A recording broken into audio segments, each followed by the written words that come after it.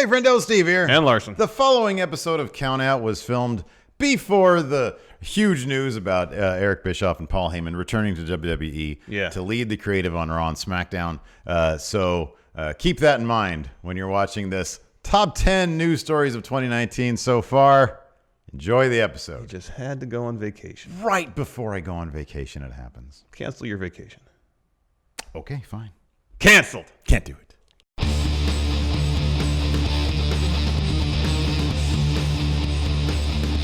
Hey, friendo, Steve here. And Larson. And welcome back to Going In Raw Countout. I'm still gone. You are still gone, yet you're here. But I'm here. We're recording this in advance. I'm trying to wrap my head around the fact that you're gone, but So you're here. confusing. Explain yourself to me, because I, like probably many of the viewers out here, are confused.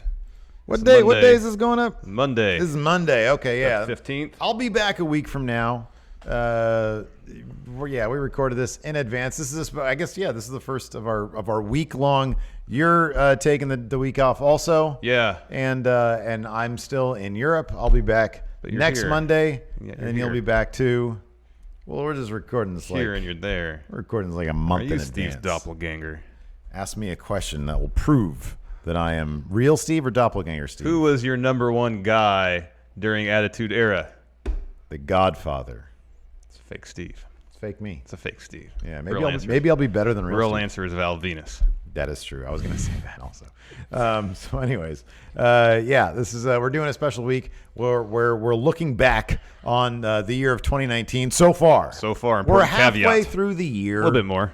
A lot of stuff has actually happened. It's actually been a very, very eventful year so far. Yeah, making this particular list, I really had to condense things down because there was a lot of significant news stories that broke over the first 6.5 months of 2019. Yeah. We figure we go back and take a look at them throughout the week. We're going to take a look at other aspects of the year 2019, the first half of 2019, best Raw moments, SmackDown moments, matches. Who had the best and worst year so far. Yeah, that's right. And then a special edition to Matt Chat that we're going to kind of maybe reevaluate some of the arguments we made so far this year. Oh, we didn't look at our our predictions so far, did we? I can pull those up. Can you pull up those predictions? I at least have mine. At the end of this episode, we'll take a look at our predictions and see how we're coming along. I don't know if your predictions are on this. Okay, I'll see if I have them if I have them on our drive. We'll take a look at those at the end of the episode. Let's hop right into this though. Yes. Number 10. 10. Releases requested in the WWE ad nauseum. Seemingly. Well, it wasn't to the point of nausea, so it wasn't quite that bad. But there were a lot of people who were looking to get out. Get out of town, yeah. Year started with the pictured Ty Dillinger. 10. Publicly requesting his release via social media. A couple days later, it was granted. Yeah. Kenta as well, I believe, requested his release earlier this year, if not late last year. So he requested it. He didn't do it publicly, though. Yeah. And that was a big difference. So Ty successfully got his release. And then we saw in at least one other case that wasn't going to fly anymore. Yeah, I just meant that Kenta also earlier this year requested his release. And then we heard reports that the Revival wanted out because they didn't like the direction of the tag team division on Raw or on WWE, period. There was some confusion as to if when they actually requested, like when it initially was said that they requested their release, it was they just got back from a match. They were unhappy with how the tag team division was going. They went and immediately said, "We want out of here." Then there was some other conflicting reports that said, well, it wasn't quite that cut and dry. It was more along the lines of probably, we don't like how things are going. If it continues this way, we're going to want out of here, something like that. Yeah. But yeah, there had been, and after their rumored request, we saw a distinctly different direction. We did from them. I mean, it hasn't exactly been seamless. They were shaving each other's back at one point. Yeah, true. Also, rumors were out there that Mike and Maria Kanellis requested their release. They have since obviously re-signed with the company. They denied that up and down. Well, Maria did. Yeah, Mike didn't say anything about it. Yeah. Maria did. Yeah, but they had always mainly Maria. Maria's the more active on social media. sort of dropped little hints here and there about being disgruntled. And also about when their contract was running and when the contract was running up. So they were getting kind of cute with it. They eventually ended up re-signing for 5 years. Yeah. Which is now apparently a standard extension, standard as opposed to 3 years. New contract. They will give you more money and more years. And then, of course, Sasha Banks, while I don't believe she necessarily requested her release, she was very unhappy about dropping those. She was unhappy about creative constantly changing on her seemingly. She was given some assurances that her and Bayley would have a long run with those women's tag team titles. Then on the eve, or right before WrestleMania, found out that wasn't going to be the case. They were dropping the titles at that show. And then, we're breaking you up too and splitting you up, splitting brands. Yeah. And even with the idea of that they would both get some sort of singles push, I would imagine, seemingly for her, it was just a situation where it's like, I'm tired of being told one thing and something else happening all the time. I'm done. Yeah. I need a break. And talk about being, fairly on using her social media presence to draw a lot of questions. Yeah. Amongst wrestling fans. She'll be very mysterious about things. Yes. She'll post a picture of herself and have some quote from something. She'll be liking and retweeting All Elite Wrestling promotional things. Yeah, she does that all the time. Yeah, she does that quite a lot. She was tweeting during the Joshi wrestling match and I think the women's wrestling match at the Double or Nothing All Elite. So and I mean on top of that, everybody from Dave Meltzer to Ryan Satin seemed to indicate that lots of people backstage. And Luke Harper. Yes, Luke publicly Harper, requested his release. That didn't work out for him. And that was run into the ground. After that, especially, they buried him, and reports came out that Vince doesn't like anything about that guy. And they added 6 more months to his contract. And added more time to his contract, which is really petty. Yeah. That didn't really work. No, it didn't work at all. But yeah, there's also the idea of there's tons of people backstage that are looking to get out, and they're just biding their time, and they're hitting up different promotions saying, okay, what would be my situation if I left? Because it truly is all over the map. They have so many people that, it all depends on who you are, what your stature is, if AEW would want you, if New Japan would want you, if Impact would want you. And you mentioned on, I believe, Matt Chat that we just did, some show we recorded already this week. They're all one large blur at this point. Yeah. That Ty Dillinger had an interview with Chris Van Vliet, right? Yeah, true. Where he talked about the conversation he had with Vince on his way out the door of WWE. And he told the Vince that it's not like everybody has to win all their matches. Everybody has to have a huge push. But the wrestlers need to seem legitimate. So when there's a match that happens, it's not obvious who's going to win. Right. Which is 100% right. It happens way too often in WWE. As soon as the bell rings, there's no drama involved. You know exactly who's going to win. And it's funny because, and granted, they've only had 2 shows up to this taping. Probably, when is Fyter Fest? That's coming up soon, isn't it? Yeah, that's on the 29th of Okay, June. so that will have happened. But, and it's brand new, it's fresh. But, when we were doing predictions for Double or Nothing, man, a lot of those, even now, even though a lot of those are sort of toss-ups, going into All Out, there's a couple of matches announced. You seem to think they're going to give that title to Hangman. I think they're going to give it to Jericho. There doesn't really seem to be a clear... My heart tells me Adam Page. My head is kind of split. But that's what you want, right? When 2 people come out to a ring, you want that. You want to be split. You want to. They could go either way here. New Japan, we do predictions on them all the time. We have no idea what they're doing. No, and that's how it should be. Everybody should be credible. So to Ty's point, that's totally true. Yeah, and then we're recording this right before Stomping Ground, and Stomping Ground is the exact opposite of that. There's only 2 matches on that whole card. We were like, oh, this could go either way. Yeah. Everything else seems crystal clear. It seems like it's everything's a lock. So his point's taken, but our broader point about this is that a lot of people, given that New Japan is making, even over the past 12 months, but certainly over the last 24 months, have made such headway in exposing their product to a larger audience here in the United States.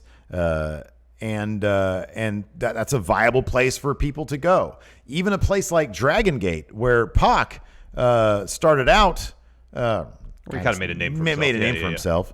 That's where he landed, and so there's big ponds you can land in. There are smaller ponds that you can try to help build up. Yep. Be a big fish in a small pond. These days, every promotion seems to be one GIF away from international recognition. Let me ask you this: what current WWE superstar is going to leave and go to DDT Pro? and be involved in a swimming pool match. Jack Gallagher. That'd be great. I'd love to see that. That would be great. That'd be great.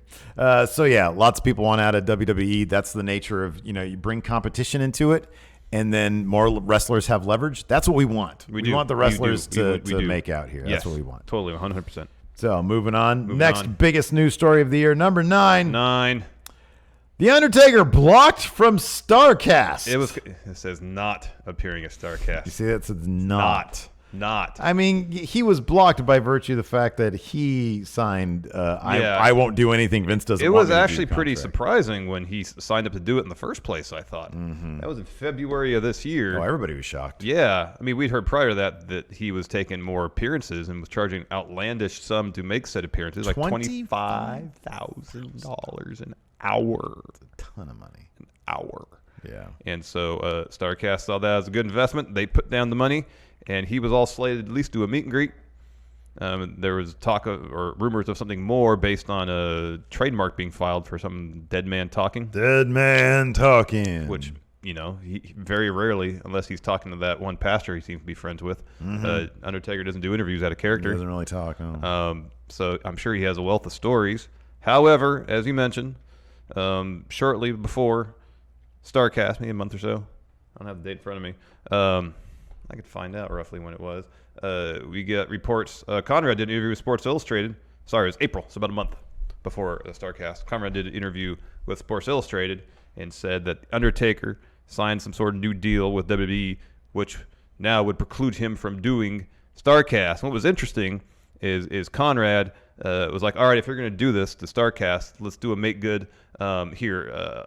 First idea, Vince, Stephanie, Triple H. Come to Starcast, do a thing. All the proceeds, will be donated to Conrad's cure, and Conrad said he would match that, which would have been a pretty huge thing. Apparently, they said no. Yeah, then that's not surprising. Yeah, no. Then he thought Shawn Michaels, and it seemed like Shawn Michaels was on board at first, but then once he found out it was AEW or something like involved, even tangentially, which he pulled out. Kurt Angle also had to pull out. So what was the make good, Larson? There was no. No, there was one. Oh, the Tom McGee thing, kind of. But then WWE swooped in and aired their documentary and aired the match before Starcast anyway, so there really wasn't a make good. Oh, God. What a bunch of... So, yeah. And again, I mean, yes, this is WWE throwing tons of money, making offers that really probably couldn't be turned down. They could not be refused, if you will. Yeah. To wrestlers who are basically done wrestling. I know the Undertaker still does those Saudi Arabia shows. He insists on continuing doing the wrestling for some reason. But they're undoubtedly giving them just tons of money. Oh, without a doubt. Yeah. To not do these things. Not do all elite wrestling stuff. Yeah, and it's absolutely ridiculous. It would have been nice. And there was also the bit about the inside the ropes. There was that QA thing that he was supposed to do, and that had to be turned into, I think, just a simple meet and greet. Yeah. I think he did an actual meet and greet, and then the inside the ropes brought in Mick Foley, I think, to do the Q&A. Yeah. Yeah, surprisingly, WWE doesn't really seem to care about Mick Foley, because Mick Foley he would talk about, every man has their price. He said, even if the money was good for me, I would do it again. And yet he hasn't signed. They haven't thrown a ton of money at him to not do so. Maybe they're so used to him doing that already. I mean, it was part of it, I think, with Undertaker especially. Was Mick at Starcast? No, he's going to be at Starcast 3 in Chicago. I think he's confirmed and Sting is confirmed. The thing about Undertaker is, since he doesn't do interviews really, there's probably like a wealth of stories. Oh, sure, yeah. That WWE could profit from, and so they just don't want anybody else to profit from it. Oh yeah, they will probably at some point do their own documentary type thing, where there'll be the first, interview of Mark Calloway talking about his experience as Undertaker. Let me ask you this: what is the bigger priority? I think we both know the answer here. For WWE, they see Undertaker wants to go out and tell his stories. They rather want that first. I believe you in that. I get that. I think that this is even more petty. When they pulled him, I think the main priority was Vince can't control this, and he's going to be tangentially. And we understand the nature of the relationship between AEW and Starcast.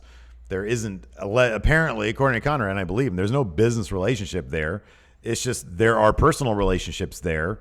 that make sense for them to do it the way they do it. And obviously there is a heavy crossover in terms of meet and greet, stuff like that. Yeah. There is a heavy All Elite presence at Starcast. But this, I think, was Vince doesn't want to lose control of his creation, The Undertaker. Mm-hmm. And number two, he doesn't want The Undertaker appearing at a show that does have a heavy All Elite Wrestling thing there. Well, then we heard that Vince more or less thought All Elite Wrestling and Starcast were one and the same. We're one and the same, yeah, exactly. He thought that, So yeah, just a lot of unnecessary. I mean, that's the biggest thing for me is it's unnecessary. It's depriving the fans of something they really, really want to see, and there's no reason to do that. No. But Vince is Vince, and hey, who's to blame Undertaker for making a living? Yeah. To the best of his ability, so you can't really blame him too much. Although the fact that he did receive a deposit, and it was refunded. Oh, I know, but still, he took the deposit. Supposed to be like, hey, that's in. Yeah, I know. You're in, and he signed contracts or whatever. I know. It's lame. It's totally lame. It is lame. Vince, here, this is the deal. Double it. I'll send them their money back. Whoa. Anyways, number 8.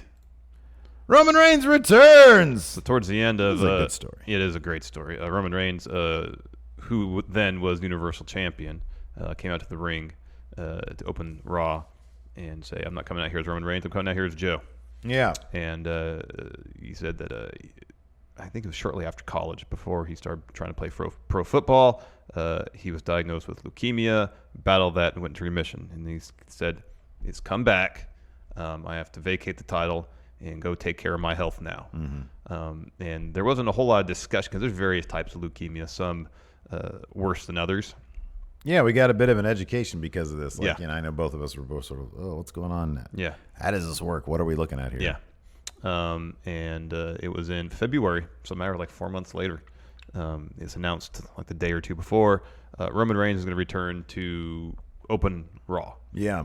Without any indication of what was going on in terms of the status of his health. It wasn't like, Roman Reigns is going to show up on Raw to announce his return. Yeah. Nothing like that. All we had known is that he had shot a movie with The Rock and Jason Statham, a spin-off movie of the Fast and Furious franchise. Calvin and Hobbes, Yeah, Hobbs and Shaw.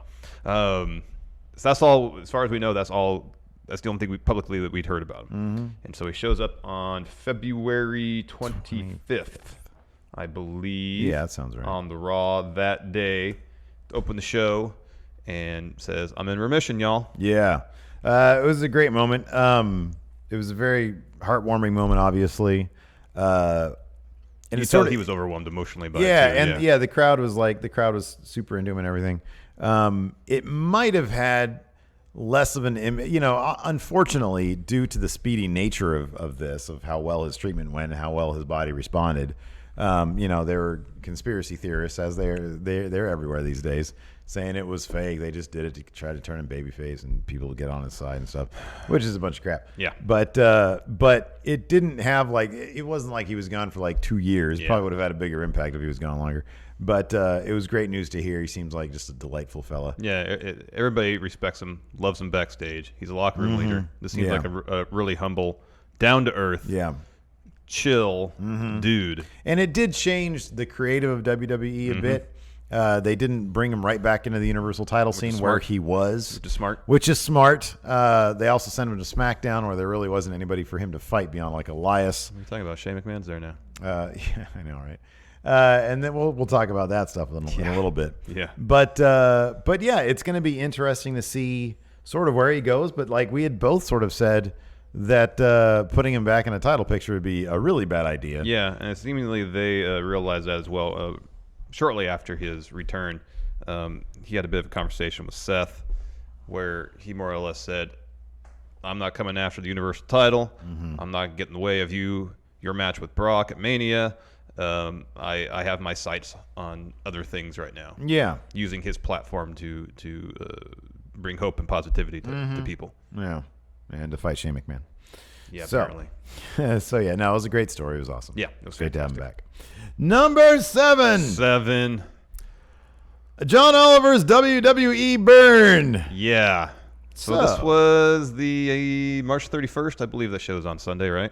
Yeah. On HBO. Yeah. He did an extended segment on WWE's treatment of their talents. Note the date, right? Literally right before WrestleMania. Yeah, right before WrestleMania.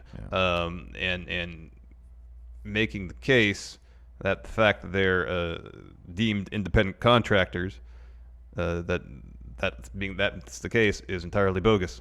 Yeah. He illustrated, he talked about health insurance, how they obviously don't get that because they're not employees. Retirement. And how, going over explicitly the definition of independent contractor and how it relates to the company that they're working for, doing work for, and how like none of the criteria exists for them to actually be considered independent contractors. It's an unfortunate situation in all of pro wrestling. Even the wrestlers in All Elite Wrestling are still independent contractors. Save for those who have titles. Right, exactly. Yeah, the elite, and not championships. I mean the executive vice presidents of the company. The Young Bucks, Kenny and Cody. Yeah, I think is the extent. Yeah, the EVPs of the company. They are all basically full-time employees. Right, exactly. But it was an extensive piece. It was long. It was hilarious, and it was sobering. It was very sad. Yeah. It didn't necessarily touch on things that we weren't aware of. Not just you and I, but wrestling fans in general. But to have it on such a large platform, right? Yeah, and such a concise bit of reporting, really shone a light on something that really needs to be discussed. And we were hoping it would be discussed far beyond its initial airing. It kind of petered out, though. Yeah, it did. Initially, there seemed to be some upswell about, all right, let's start. WWE talent should be employees. They should get benefits. No one really talks about that now. Yeah, nobody. It's because it's not the kind of thing. I'm not going to say it is a complex issue.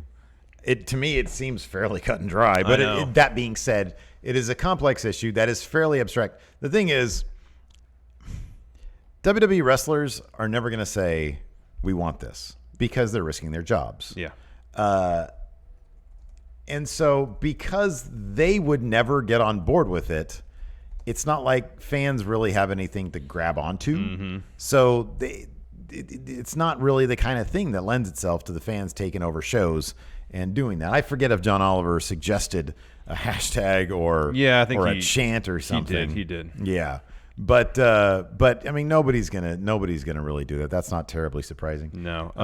Fightful did have a analysis from the dude. There's a guy that does a lot of analytic work for wrestling. His name's Brandon Howard Thurston. Okay. He did something on Twitter prior to this that was interesting. Anyways, he did a cost analysis on how much it would cost for WWE to fully employ all 215 of their wrestlers. It's $28.5 million per year. Which, if you understand how much they make off of, and that's another thing that John Oliver had slammed them for in this piece and also in a prior piece, the Saudi Arabia deal. Given the ungodly amounts of money that WWE is making right now off their TV deals, off the Saudi Arabia deal, and on top of that, this is just sheer stubbornness. People wanting to leave WWE. If you said, hey, you're an employee now, you get benefits, you get a retirement plan. Yeah. I'm not saying everybody's going to say, oh, well, that's the magic answer. Yeah. That would be the magic answer for probably some of those people who want to leave. Because that's a game changer. In this analysis, that seems kind of low, though. Like of that $28.5 million, almost 14.5 of that. So about half of it is for retirement. Like the actual cost of health insurance plus travel expenses. Boy, that's nothing. Is relatively small. Yeah. It's shocking. That's why when we talked earlier in the number 10 entry about wrestlers asking for their releases, them doing so, having more options, are just going to make these companies, hopefully, ideally, up what they have, increase what they have to offer. Yeah. And at some point, that might end up being the thing. You know? Yeah. If All Elite says, well, you come over here, you're an employee, you get health benefits. If wrestlers find that to be a no-brainer, like, of course, why wouldn't I do that? Then you'd see it on the WWE side. And hopefully that will come to pass. Again, we want the best for the wrestlers. Absolutely. And if the companies have to shell out some money to do it, so be it. Yes, so be it. Yeah. Moving on, number 6. 6. Kofi Mania So we had Kofi Kingston winning the WWE Championship at WrestleMania this year against Daniel Bryan, and the fans brought that. They willed it into existence. Yes. What happened is in the lead up to Elimination Chamber, Mustafa Ali, who was supposed to be in Elimination Chamber match, was concussed and therefore could not compete. So Kofi Kingston replaced him in the match. And prior to Elimination Chamber, there was a gauntlet match to determine who would be last to exit their pod. Kofi started the match along with Daniel Bryan, beat 4 people, and it was a performance reminiscent of Seth Rollins the year prior, also in the lead up to Elimination Chamber, which Seth lasted an hour in a 2-hour gauntlet match. Yeah. I don't know if Kofi's time in the ring was quite that high. I don't think so. So I think the whole gauntlet match took up the second hour of SmackDown. So maybe 40 minutes. Nonetheless, in terms of performance, of storytelling, in terms of getting the fans behind you, Kofi outpaced what Seth did. Yeah. Because it was kind of like this perfect storm of New Day had been saying for a long time. Kofi, he's been here forever. He's great. He's put in the work. He deserves it. He deserves to be champion. He's never had a singles title opportunity before. And then the fans given this opportunity to see him show off what he can do as a singles competitor. And there's like the moment of him reminding fans what he could do, plus this, years-long campaign basically by the New Day to get the belt on Kofi kind of merged. And the fans just got behind him 100%. Oh, yeah, big time, yeah. 100%. Yeah. And pretty immediately it seemed clear, okay, this is something and this could have legs.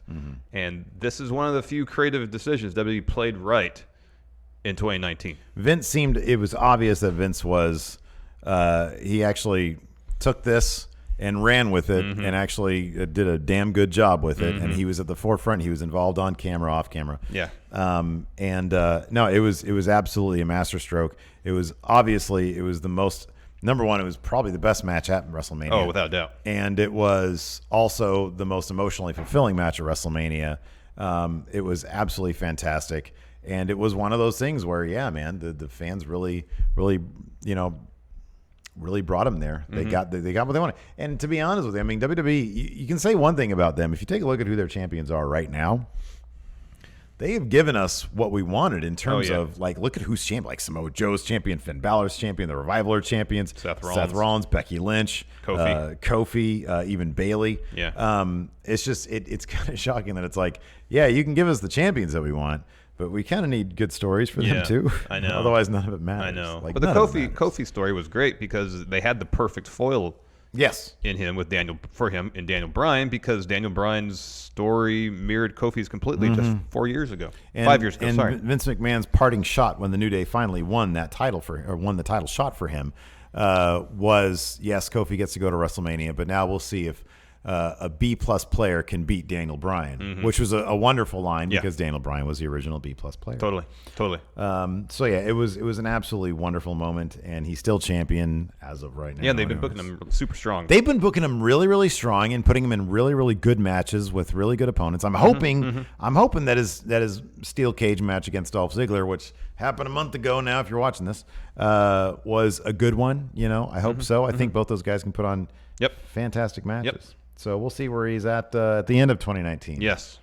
Maybe still champion. Maybe we'll see. I'm telling you, man, if they want to make so much money off of him and Roman, have Roman lose to him clean at SummerSlam. Yeah. Probably not going to happen. Well, Steve may still be out on vacation.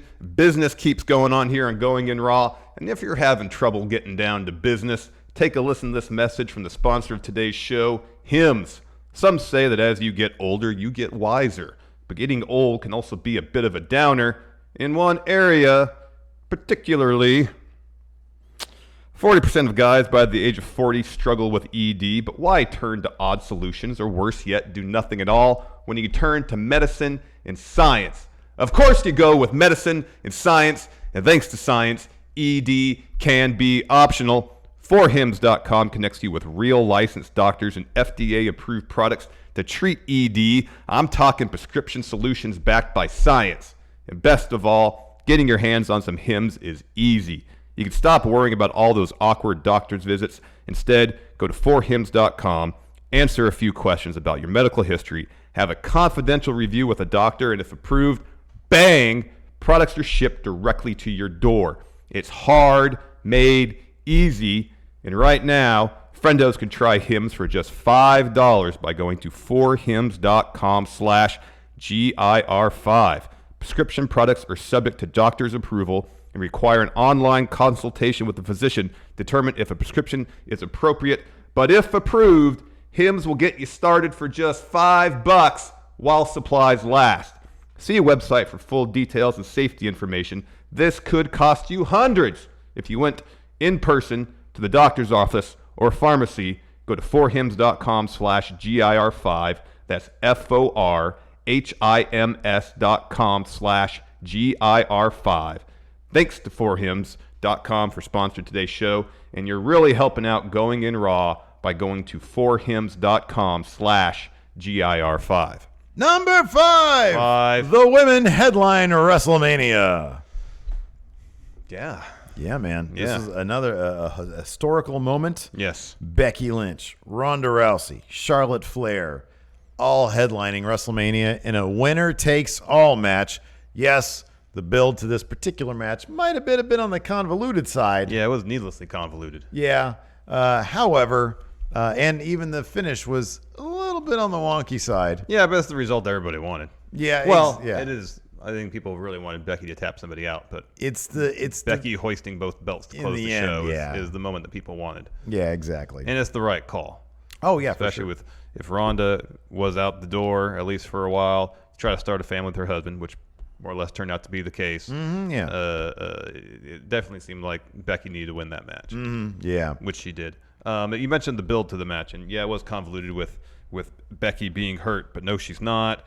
McMahon's getting involved pointlessly. Charlotte replacing Becky in the main event for a while, only for Becky to earn her place back. And then you had Ronda back over here, destroying kayfabe in vlogs, saying wrestling is scripted, dropping F-bombs. Yeah, I mean, it got people talking, but it also seemed like a bit much. Yeah. Overall. Yeah. Like if they had done a streamlined thing where Becky wasn't hurt, you don't need the McMahons getting involved. Have Becky out there beating people up. I think the build would have been a bit better. Yeah. You can still have Ronda destroying kayfabe. That was fine. In the end, though, like what I focus on anyways is it did have big fight feel. Oh, totally. It really did. They brought Charlotte Flair on a helicopter for her entrance, which was awesome. Yeah. And it really did have a big fight feel. It was what everybody was talking about, regardless if it was because it was weird or not or good or whatever. And they took Becky Lynch from her turn at SummerSlam, saw how people responded to it positively, and really ran with that. Like really, really did run with that. And it just shows that this entire roster, save for a few, this entire roster can go from a kickoff show battle royal one year and the next year headlining WrestleMania. Yeah. They are that talented. Yep. If they find their thing and if creative helps them find their thing, and they run with it, they can do that. Yes. And that was the biggest takeaway for me, was that Becky Lynch representing the fans, what people want to see. She's the one who ended up with those titles. And that was one of those things that going into it, they really could have gone any number of ways. Ronda Rousey, big star, mainstream star, she could have held those titles at the end of WrestleMania. Yeah. Charlotte Flair, the company favorite, she could have held those titles at the end of WrestleMania, but they went with Becky Lynch, the fans' choice. Yeah. And I think they did that wisely. It is the right choice. Say what you will about look, man. What's followed, but look, we can list off any number of champions who had a huge crowning moment, and then afterwards creatively went into the dirt. Yeah. Becky Lynch, I'm not going to say that she's down at that point yet, but they really haven't capitalized on that momentum. No. Coming off of WrestleMania. No. But the bigger story, the women legitimately, and it was legitimately because nobody else had a story like theirs, maybe besides Kofi, going into WrestleMania. Yeah, Kofi's momentum was definitely peaking leading into Mania. Yeah. Whereas they tried to get momentum back with this feud when they had that awesome bid on Raw and the week before with that brawl. And it was great. The cop cars and stuff. It was great. Fantastic. But nothing had a bigger fight feel. No Brock. Who did Brock fight? Was it Seth? Seth. Okay. Seth didn't have a bigger fight feel. Roman Drew didn't have a bigger fight feel. This had the biggest fight feel. It did. And so it headlined. Good stuff. Yes. Number 4. WWE's ratings woes. Oh, wow. Wow, This isn't something isolated to 2019. Ratings started getting bad in 2018, too, but it seemed like for a good stretch there, both Raw and SmackDown were regularly hitting new record non-holiday lows. And it got so bad that USA apparently started pitching ideas to WWE as far as how to improve the third hour of Raw. Remember that when they introduced the 24/7 title, there was that weird thing where they had different graphics and it was kind of cool. Yeah, they brought down the lights, they simplified the graphics, it made it look simpler and somebody must have hated that. Cleaner and neater, and lasted all 2 weeks. Either Vince or Kevin Dunn. Kevin Dunn or a combination because even thereof. The second week it was like for the last match, it wasn't even the last hour. I know. That was weird. I know. Yeah, someone didn't like it apparently. But one of the ideas that was apparently pitched by USA was the 24/7 title. Yeah. Which I don't know how that was meant to necessarily improve the third hour Raw, but it has made for some more spontaneous programming, which is always welcome. Apparently, the people, the talents involved in the 24/7 title scene are more creatively involved, getting a little bit more freedom, and it shows. Yeah. What's your prediction? When this airs, it's going to be, what'd you say, July what? 15th. 15th? So right now, R-Truth just won it from Drake Maverick. At his wedding, Who yes. lost it at his wedding. Yeah. Right now, who do you think has it? Well, it's hard not to pick R-Truth. I'm going to go with EC3. I'm going to say EC3. He looked like $1 million at that wedding. Hell yeah, he did. Hell yeah, he did. Another issue brought about by low ratings, especially in the light of the Superstar shakeup, is come October, WWE is going to have 2 broadcast partners instead of just 1. Yeah. And why they didn't foresee this potentially being an issue during the Superstar shakeup. Of course, Roman gets sent over to SmackDown. Perception is that he's top star in the entire company. Yeah. So USA is like, well, hold on. Wait a second. Why does Fox get? We've been your partners for years, and we're paying you just as much as Fox is paying. Yeah. Why does that work out that way? Yeah. And so Vince had the genius idea to do the wild card rule in an effort to please broadcast partners, and also, I'm guessing, bring about an air of unpredictability programming, which might generate some interest and therefore ratings.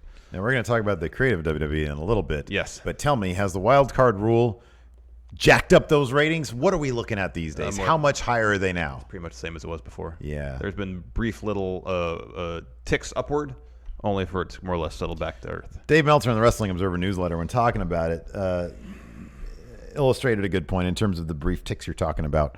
And he said they're sort of booking like the boy who cried wolf. You know, it's like they'll tease a Brock Lesnar cash in, won't deliver. They tease Baron Corbin naming his special guest referee for Stomping Grounds, won't deliver on that. And so there seems to be, and anecdotally speaking, a lot of our friendos out there who respond to our community tab polls, who leave comments on the episodes or on our Twitter, they will say, yeah, pretty much tuning out. I'll either listen to you guys tell us what happened, or watch clips on YouTube. Or watch clips on YouTube. They even changed their YouTube strategy. They're not uploading stuff as it happens. They're waiting until the end of the episodes.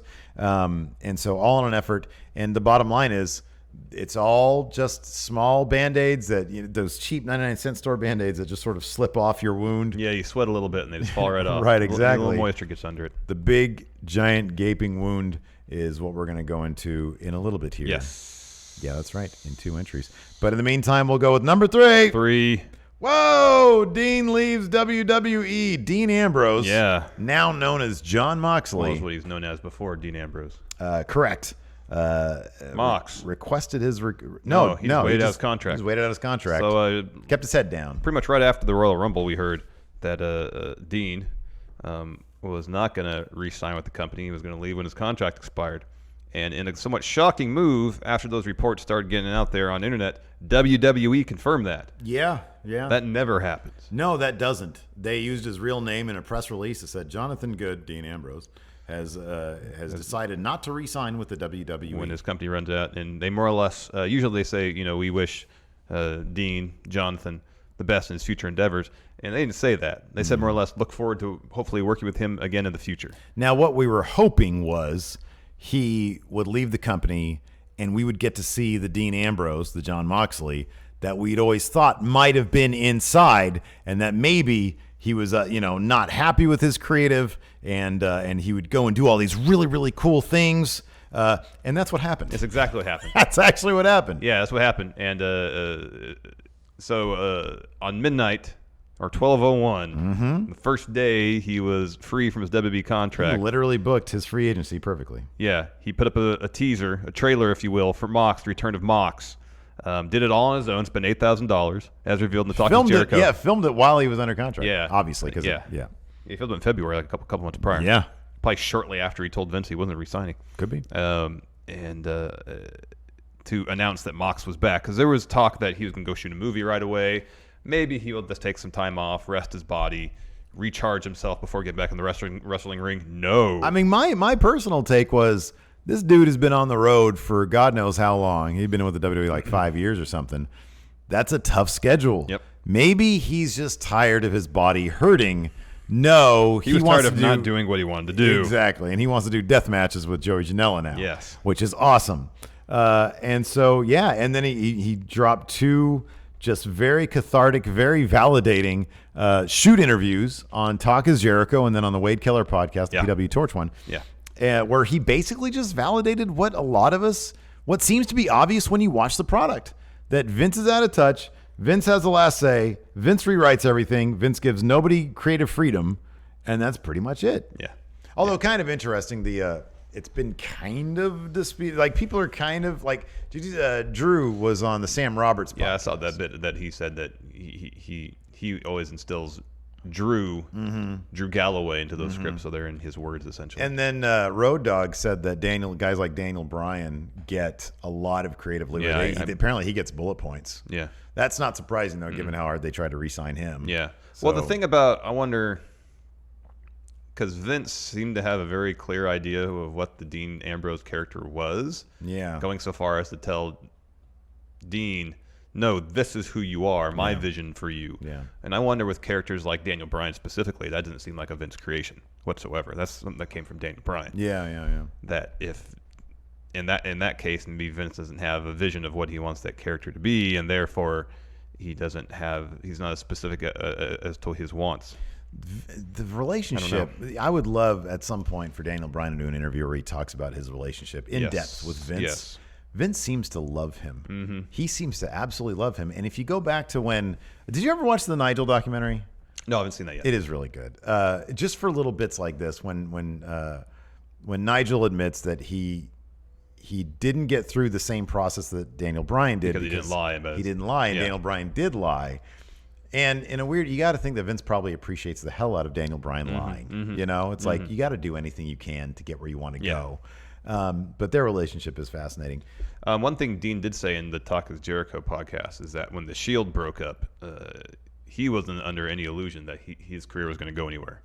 Like he said, he pretty much got himself over and got himself into the main event. Based on his reception, the connection he made with the crowd. But like he thought, okay, the Shield break up, and then he'd feud with Seth, and that'd be it. And it'd be to the mid card for him. He also felt the same way about his match against Brock Lesnar. Is that he's the guy? Like he initiated a moment that was not part of the script. Where he ran Brock down, or he like got in Brock's face.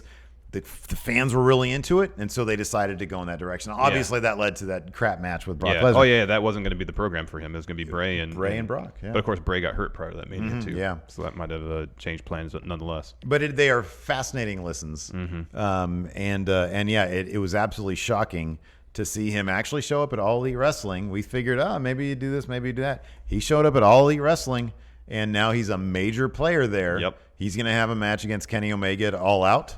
He's the New Japan Pro Wrestling IWGP United States champion. He's in the G1. He's out there living his best life. He just had a match against Enzo and Cass. For Northeast Wrestling. Yeah, man. He's got a match against Pentagon Jr. coming up. Hardcore guy from TNA. That'll be great.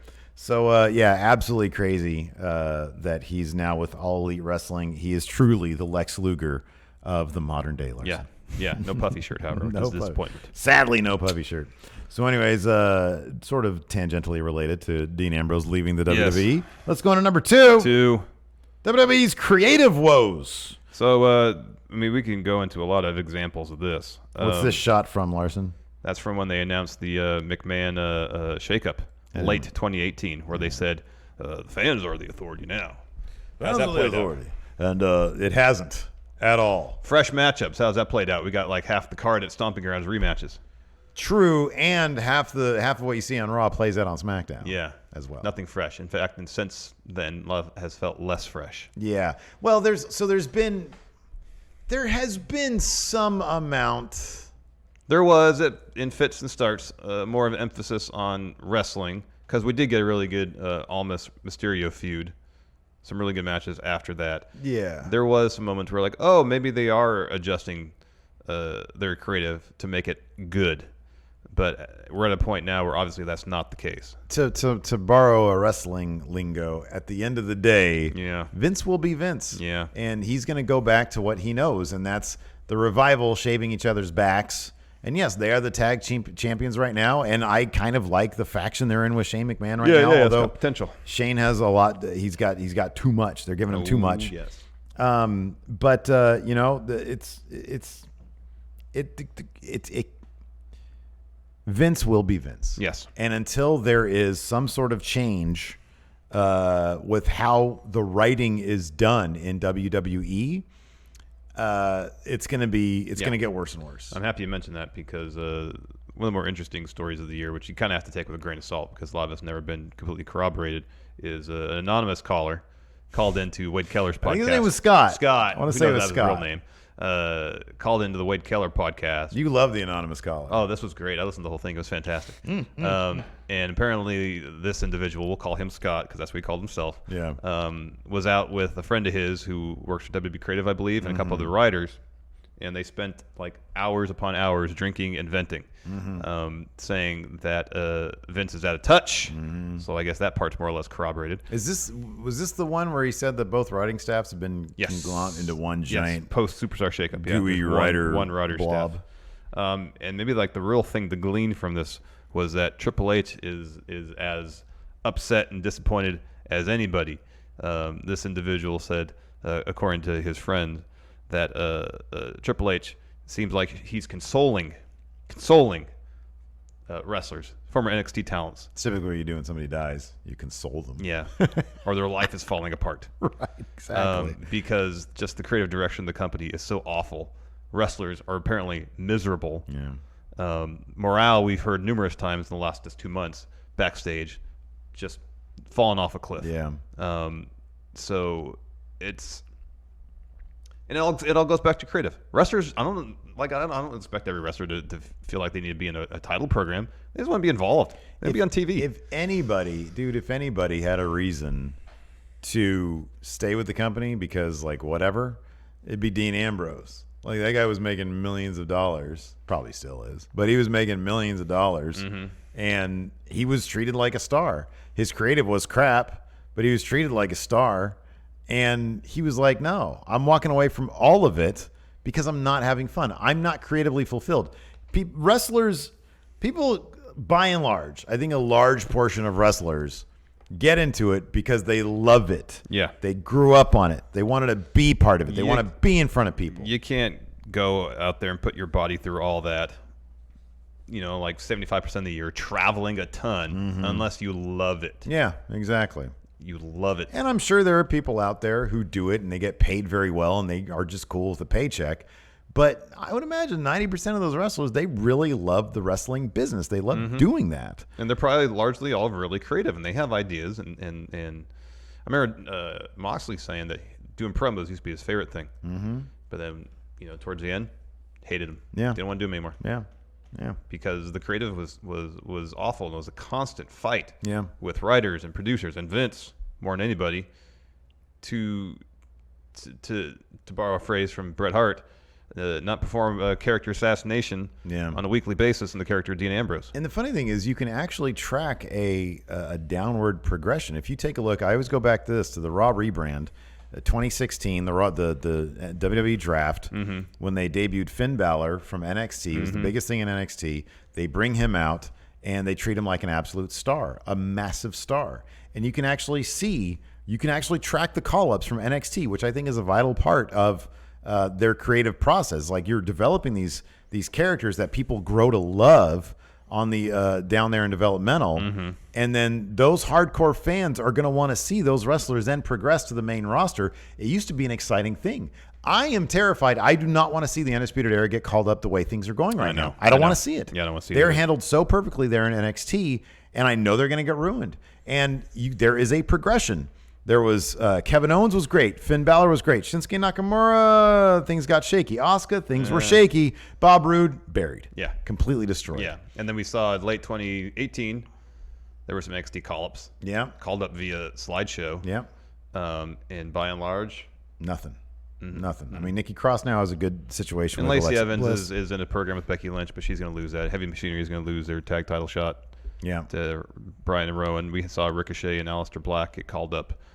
Well, that was the most bizarre one. It's like the other ones I kind of understood. It's like, okay, you're doing the McMahon shakeup. You're not really doing much with these people in NXT. But then they're kind of B names. And then February or March, whenever it was, the 4 top guys in NXT. We're gonna call them up right now. Yeah, and let's show you a slideshow presentation of them. No story, no drama, no tension. Nope. Like each of these people should be treated like a new signee from WCW back in 1999. I know. You know, they should be given the Jericho treatment. Yep. And they used to get that, and they don't anymore. Yep. And it's a major problem. For whatever reason. There is zero continuity between. I'm not gonna say zero. There's little continuity between NXT and main roster. That's a big problem. That's a big problem. Like as NXT has grown in stature, in profile, in prominence, the way they treat that has gone down on main roster. It's a problem, and there's a litany of problems in WWE right now. So we'll see if they get any better heading into this SmackDown on Fox. Let's talk about a place that there seemingly is no real problems. Number 1, Steve. Number 1, All Elite Wrestling is born. So there was an episode of Being the Elite, which debuted Stroke of Midnight, January 1st, when the contracts of Cody and the Young Bucks and Hangman Page were up, all of them, with Ring of Honor, in which they announced their new endeavor, All Elite Wrestling. All Elite Wrestling. And while that was awesome, it did steal a bit of the drama out of Wrestle Kingdom, which happened 3 days later. Yes, it did. But nonetheless, we'll look past that. Well, there's a lot. You know, New Japan is a fascinating thing. That whole story with Davey Boy Smith Jr. is fascinating. It really is. Why can't I do some dates with Impact? Because Jeff Jarrett and TNA. Yeah. He's not there. But then they're like, well, didn't Lance Archer want to do something? Yeah. And then no, Davey Boy Smith booked Impact. But Ishimori had his Bullet Club gear on in Impact. What the heck? What are they doing? I don't know. But anyways, so the All Elite New Japan relationship is going to be interesting to track for the rest of the year. Yeah. It's going to be a quickly deteriorating one. Yeah, it already seems pretty frosty. Exactly. So announcement was made. Shortly thereafter, there was a press conference where they added a bit of clarity as far as what this promotion was going to be. We saw Pac show up in his ring gear with his Dragon Gate title. He marked out so hard. I marked out so hard, and then to see him live at Double or Nothing was just a dream come true. Unfortunately, that didn't happen. That's like the lone problem that All Elite Wrestling faced this year. That didn't happen. And then they had another press conference for Double or Nothing. Confirmed Kenny Omega, part of the promotion. Jericho, he showed up at the other press conference. Yep. They restarted their program. Lucha Brothers confirmed. Just the talent roster. Best Friends. Oh, yeah. SCU, all of them. Private Party. Private Party, hell yes. Yeah. Britt Baker. Yeah. And then, of course, Double or Nothing. Man, what a hell of a show. Oh, my God. Saw Awesome Kong debut there. John Moxley. Sold out in 15 minutes. Yes. And then their next show, All Out, sold out basically instantly. Meltzer saying it was kind of, depending on the criteria, the most in-demand wrestling ticket of all time. And even before Double or Nothing happened, All Elite Wrestling announced that they had landed a TV deal with TNT. They know drama. Start date to be determined. Day of the week on which it's airing to be determined. But the fact in we narrowed it down to 2. Yeah, it's Tuesday or Wednesday. So in the span that might be announced by now. Yeah, it could be. So in the span of 4 months, they've gotten this fledgling wrestling promotion off the ground. They have a TV deal. They had a universally praised pay-per-view featuring 2 of the best matches of the year, and they're just getting started. Yeah. It's going to be interesting to see what their weekly television product looks like from a creative standpoint. I think production standpoint, I think what we saw at Double or Nothing is going to be it, and it looked really good. Yeah. And more than anything, this is a true competitor not in terms of ratings or revenue to the WWE, but in terms of giving talent another option. Yeah. Which is what the wrestling industry desperately needed. Desperately needs. And hopefully it gives WWE a kick in the pants. And the enthusiasm for it is through the roof. Mm-hmm. Like there's so many people, just again anecdotally from our comments from our Twitter feed, who are saying, WWE isn't giving me what I want right now. I'm looking forward to All Elite Wrestling. And my sincere wish is that All Elite thrives and WWE get a kick in the pants. They're creative, and we get some just amazing television. Yeah. And that's the only competition I really want to see is just who can do better than the other creatively, because everybody will be watching. Yep. People will be watching, and yeah, I think it'll be absolutely fantastic. Yes. That's my hope. Yes. For the back half of 2019 once this starts. Pull up your predictions real quick. I'll go through mine while you pull yours up if you can find them. Okay. These are the 5 things I said was going to happen during the course of the year, and maybe 1.5 of them has happened. I said Mustafa Ali will be a champion. I thought maybe U.S. champ. Hasn't happened yet. Not yet. I said there'd be one mid-card defection from WWE. It's Dean Ambrose. Higher than mid-card, but still, Dean Ambrose left. Oh, no, it's a good prediction. As did Ty Dillon, that's mid-card in Kenta.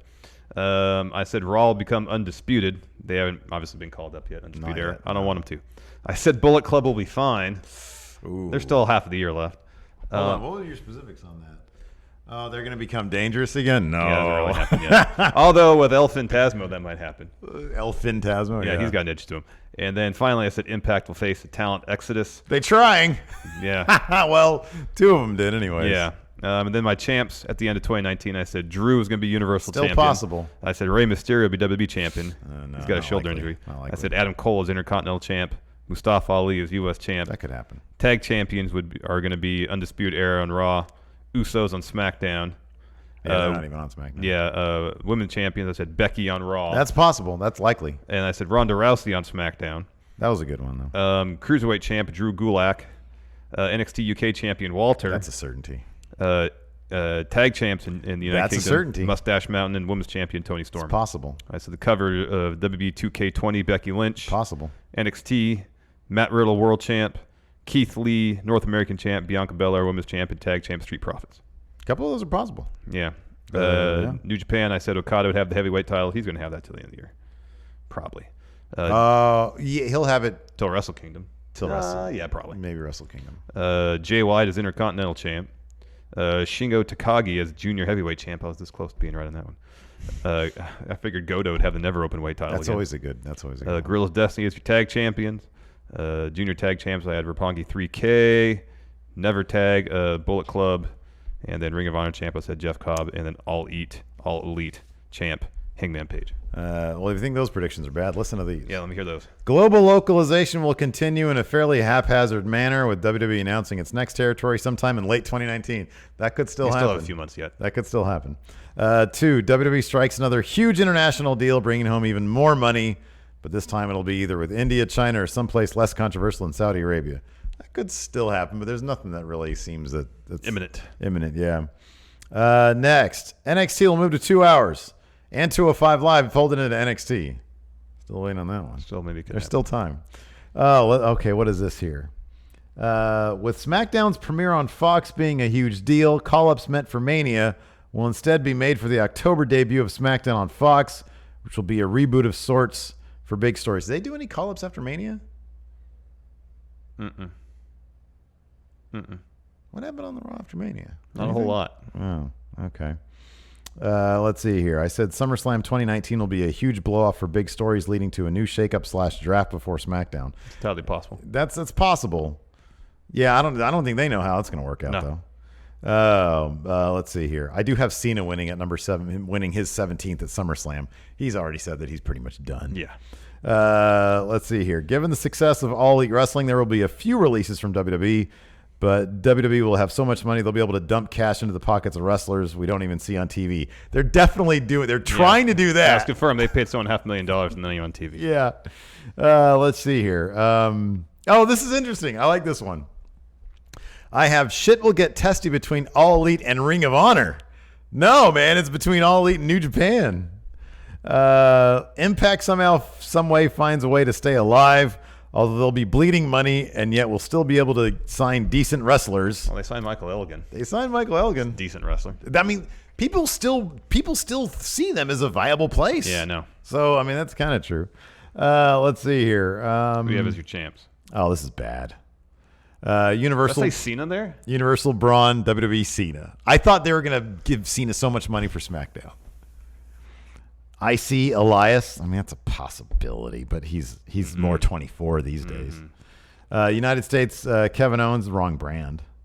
Cruiserweight, Drew Gulak. Really? We both got that? Okay. Yeah. Raw Women's, Becky Lynch. SmackDown Women's, Ronda Rousey. Women's Tag Team, Bayley and Sasha. Well, that's what Sasha was told. Who's your women's tag team? I guess I didn't put one on there. Oh, because they didn't announce the titles yet at that point. Oh, nice. I get a point for that. Raw tag team, the Usos. That's a possibility. Yeah, that's a possibility. Maybe, yeah. SmackDown tag team, the Undisputed Era. No, it's not going to happen. Eddie Dennis, UK NXT champion. Oh, my gosh. NXT UK, Gibson and Drake. Nah. And NXT Women champion, Rhea Ripley still. I wasn't really creative with that. NXT champion Ricochet. Oh, I've got NXT champion Ricochet. North American Matt Riddle. That's possible. Women's champion Io Shirai. And tag team DIY. Oh, wow. New Japan heavyweight champion Naito. That's a possibility. Oh, you got the junior heavyweight champion, right? IC champion. That's IC Ospreay. That's possible. He said he wants to fight Pac, the junior heavyweight. Who's the junior tag team champions right now? I think I don't know. God is the heavyweight champion. Yeah. Sold the belts. So I've got that. Junior tag, Roppongi 3K. Never openweight, Goto. Yeah, of course. And a never 6-man Bullet Club. Yeah, that's why I had two. Aren't they? I think so. I think there's something. Anyways. Who'd you have for Ring of Honor? Oh, Brody King. Brody King. But that doesn't seem likely. Unless literally everybody leaves. First All Elite champion. Cody. Really? Really? Well, still a lot of the year left. So this is who's going to have the belts at the end of the year. Yeah, it's still fun to go look at these things. Yeah, it is, because we're horribly wrong most of the time. Yeah, and it's awesome. But that's the joy of wrestling. It's all very confusing. Exactly. So anyways, those are the news stories we thought were the top news stories of the year as we fall apart. Let us know what you guys think in the comments below. Till next time, we'll talk to you later. Goodbye.